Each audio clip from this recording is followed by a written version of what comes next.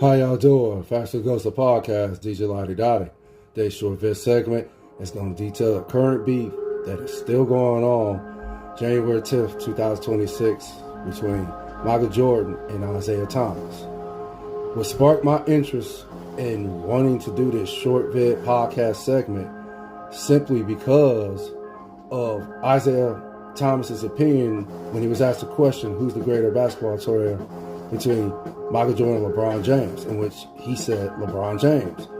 But what intrigued me was he chose to utilize stats and analytical numbers to validate his reasons why he feels LeBron James is greater than Michael Jordan. I would like to think most basketball people would say Michael Jordan is the greater player between between him and LeBron James. But getting back to the beef, it started primarily in the 1980s, in which Jordan was freezed out of his first All-Star game with Isiah Thomas, conspiring with others to do so. And then it escalated to physical play against him and the Chicago Bulls, Scottie Pippen, and the rest of the crew, in a plethora of Eastern Conference Finals, until finally Jordan decided to work out, strengthen his body in order to deal with the physicality. And then it ultimately was rewarded with the Chicago Bulls sweeping the Detroit Pistons 4-1 in 1991 Eastern Conference Finals. But what stood out in that game was Isiah Thomas leading the way in the famous walk-off game in which they refused to shake the Chicago Bulls' hand. Then Michael Jordan was asked by a selected committee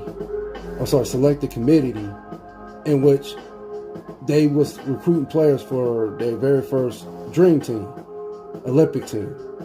And Michael Jordan's famously said, I'm not going to play on the team if you recruit Isiah Thomas.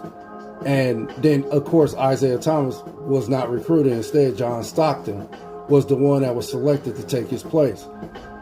Okay, I get it. Yeah.